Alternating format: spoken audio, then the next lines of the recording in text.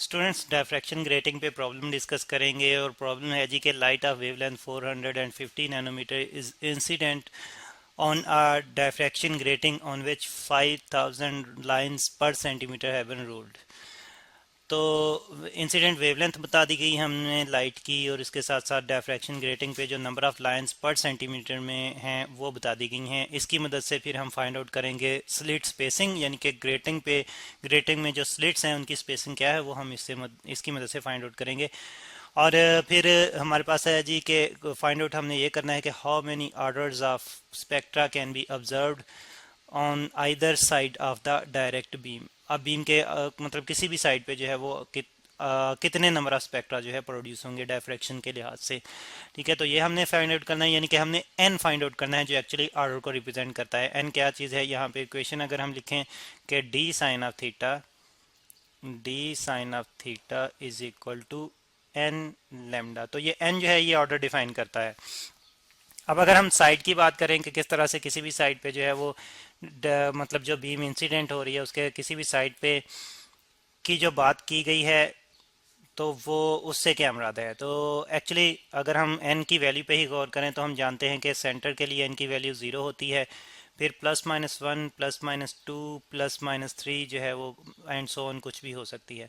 तो अब ये प्लस माइनस जो है ये एक्चुअली हमें रिप्रेजेंट करता है कि मतलब एक साइड पे भी वैल्यू होगी तो दूसरी साइड पे भी, सेंटर के दूसरी साइड पे भी उसी तरह से वैल्यू होगी।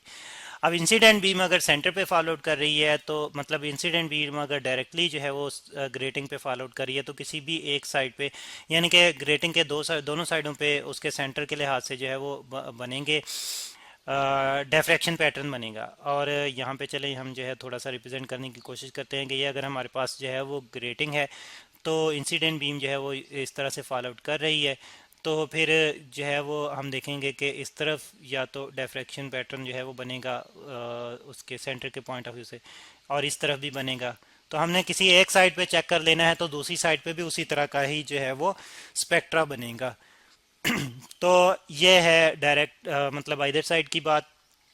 अब दूसरी बात जो हमने दूसरी चीज़ जो फाइंड आउट करनी है वो है कि determine the angle corresponding to each order. जो हमने ऑर्डर फाइंड आउट करने हैं उन उनका फिर हमने हर एक का एंगल जो है वो मेजर करना है कि कितना एंगल जो है वो हर एक ऑर्डर का बनता है।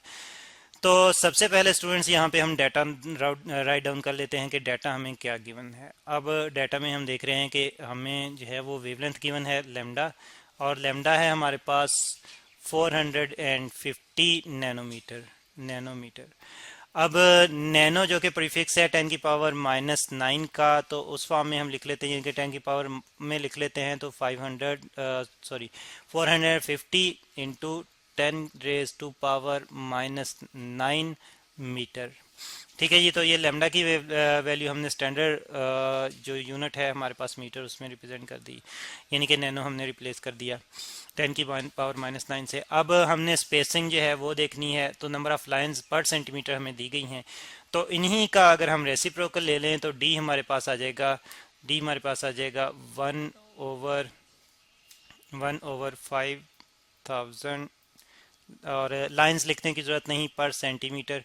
अब पर सेंटीमीटर जो है ये रेसिप्रोकल में है तो ऊपर शिफ्ट हो जाएगा, यानी कि डबल डिनोमिनेटर में, रेसिप्रोकल के साथ डबल डिनोमिनेटर में आ रहा है तो डी हमारे पास फिर आ जाएगा, ये सेंटीमीटर ऊपर शिफ्ट हो जाएगा, तो डी हमारे पास आ जाएगा 1/5000 और सेंटीमीटर। अब सेंटीमीटर में हमारे पास वैल्यू, इसको हमने कन्वर्ट करना है मीटर में, स्टैंडर्ड यूनिट में कन्वर्ट करना है।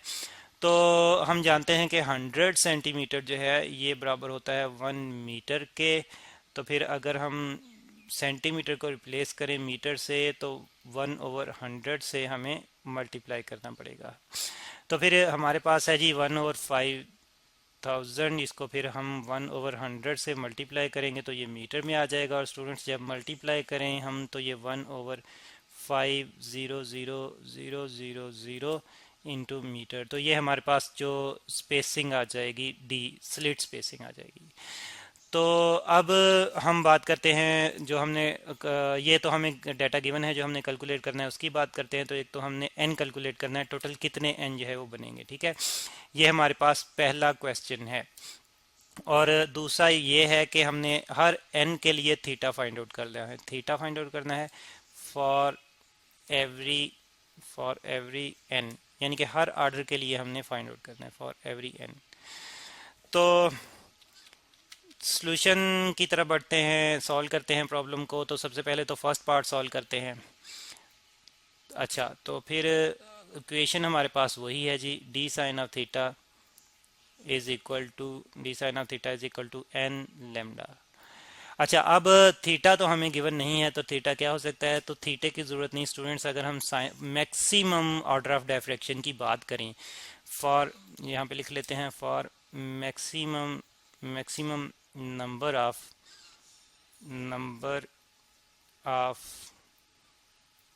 स्पेक्ट्रा, ठीक है, मैक्सिमम नंबर ऑफ स्पेक्ट्रा जिसको एक्चुअली हम एन से रिप्रेजेंट करते हैं, स्पेक्ट्रा एन। तो इसके लिए स्टूडेंट्स जब मैक्सिमम नंबर ऑफ स्पेक्ट्रा जो है हमारे पास बनते हैं तो साइन थीटा की वैल्यू जो है हमारे पास 1 आती है, ठीक है। तो साइन थीटा जो है ये हमारे पास 1 के बराबर हो जाता है, sine theta is equal to 1। तो फिर इस तरह से ये हमारे पास इक्वेशन जो ऊपर हमने लिखी है, इसको अगर हम फर्दर सॉल्व करें वैल्यूज पुट करते हुए, तो ये हमारे पास डी और साइन ऑफ थीटा की जगह 1 आ जाएगा। अभी डी की वैल्यू हमने पुट नहीं की, is equal to n lambda, ठीक है। तो यह हमारे पास, अगर हम एन के लिए एक्चुअली हम सॉल्व करने जा रहे हैं, तो एन हमारे पास आ जाएगा लैम्डा ओवर डी, ठीक है जी। अब स्टूडेंट्स वैल्यू पुट करते हैं, तो हमारे पास ये आ जाएगा n is equal to lambda की वैल्यू जो है ये हमारे पास 4000।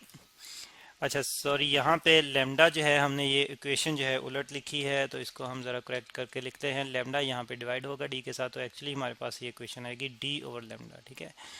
तो लेमडा की जो वैल्यू है ये हम जानते हैं कि हमें गिवन है 450 इंटू 10⁻⁻⁹ और है मीटर। और डी जो कि रेसिप्रोकल फॉर्म में हमारे पास है, यानी कि 1/500000 और मीटर, ठीक है। अब स्टूडेंट्स कैलकुलेटर की मदद से जब मैं सॉल्व करता हूँ इसको, तो एन मेरे पास आ जाता है 4.4, ठीक है। और बात करें यूनिट्स की, तो यूनिट्स यहाँ पे कैंसिल आउट हो जाते हैं, ये मीटर डिनोमिनेटर में और ये मीटर नोमिनेटर में कैंसिल आउट हो जाते हैं, यही दो यूनिट्स हैं। अच्छा, यहाँ पे n हमारे पास 4.4 आ रहा है, लेकिन एक्चुअली स्टूडेंट्स n जो है वो क्योंकि होल नंबर होता है, तो फिर हम 0.4 को निगलेक्ट करेंगे, तो n हमारे पास आ जाएगा 4, यानी कि टोटल नंबर ऑफ स्पेक्ट्रा जो बनेंगे वो 4 बनेंगे। यही जो है वो हमने पहला हमारा जो हमने फाइंड आउट करना था, पार्ट जो था हमारा वो यही था कि हमने number of spectra find out करने थे, ऑर्डर ऑफ डिफ्रैक्शन भी जिसको हम कह सकते हैं। तो ये हमारे पास स्टूडेंट्स आ रहा है 4, n इज इक्वल टू 4। अब इसमें हम देख रहे हैं कि n 1 2 3 4 5 सॉरी 1 2 3 4 तक हमने हर एक n के लिए जो है वो एंगल कैलकुलेट करना है, जिसको हम नेक्स्ट वीडियो में डिस्कस करेंगे।